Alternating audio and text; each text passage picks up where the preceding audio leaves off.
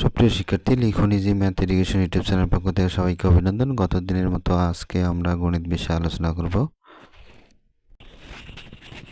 তো আজকের বিষয় ক্লাস ষষ্ঠ শ্রেণী, আমাদের 4.1 অর্থাৎ বীজগণিত। যেহেতু ষষ্ঠ শ্রেণীর ছাত্রছাত্রীরা তোমরা পঞ্চম শ্রেণীতে বীজগণিত অঙ্ক করো নাই, এটি নতুন একবারেই, এজন্য আমরা আজকে পঞ্চম শ্রেণী থেকে ষষ্ঠ শ্রেণীতে আসায় নতুন অঙ্ক করার চেষ্টা করতেছি।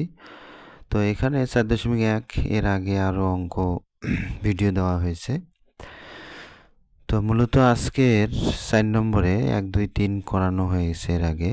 4 নম্বরে আমরা দেখতে পাই যে পাশের যে x + 5x + b - 3y ভাগ c রাশিতে পদ সংখ্যা 3টি।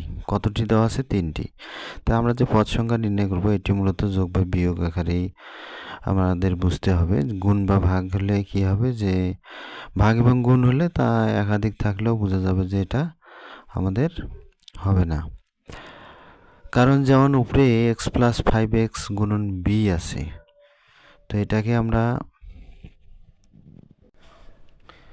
যেহেতু আমাদের এখানে কি আছে, x + 5x * b - 3y ভাগ হলো c রাশিতে পদ সংখ্যা 3টি। কেন x লিখলাম? 5 দ্বারা b কে গুণ করলে এবং x আছে, তাহলে 5bx, 3y ভাগ c থাকলো, তাহলে cটা নিচে। পদ সংখ্যা সাধারণত যোগ এবং বিয়োগ দ্বারা নির্ণয় করা হয়। এদের আগে ও পরে কতটি আছে, আগে এবং পরে কতটি আছে এটা বুঝতে হবে। অর্থাৎ এখানে বিয়োগের আগে 5bx এবং পরে হলো 3y/c, এবং এখানে প্লাস আছে, তার আগে x আছে। কি আছে? x আছে। তো বিষয়টি আশা করি বুঝছো। অর্থাৎ যোগ এবং বিয়োগের আগে এবং পরের থেকে আমরা বুঝবো যে পদ সংখ্যা কতটি আছে। এরপরে আসি আমরা পাশের খ 3 নঙে দেখা যায় x + bz এই রাশিতে, অর্থাৎ এগুলা হলো বীজগণিত রাশি। এ বি সি যখনই দেখবো অজ্ঞাত রাশি বা বীজগণিত রাশি, এই রাশির মধ্যে আমাদের মনে রাখতে হবে যে যদি এক্স এবং ওয়াই যে চলকটির আমাদের চাবে সেই চলকের সঙ্গে যে লেটারগুলো থাকবে সেগুলো আক্ষরিক সহগ বলা হয়। তো যেহেতু এক্সের সঙ্গে এ আছে, এই জন্য a * x বা এক্সের আক্ষরিক সহগ হলো a। এবং যেমন বি জেড আছে, যদি বলা হয় জেডের আক্ষরিক সহগ কত, তাহলে কি হবে? বি হবে। কি হবে আমাদের? বি হবে। কারণ বি জেডকে আমরা লিখতে পারি কি, বি * জেড = বি জেড, অর্থাৎ জেডের আক্ষরিক সহগ হলো বি।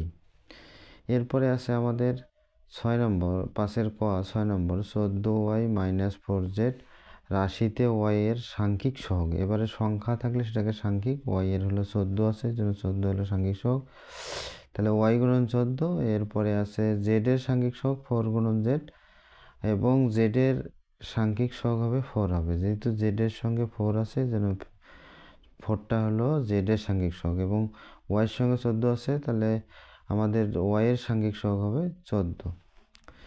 তো আশা করি বিষয়গুলো বুঝতে পেরেছো। এছাড়াও বইয়ের উদাহরণ দেখে আরও করার চেষ্টা করবা।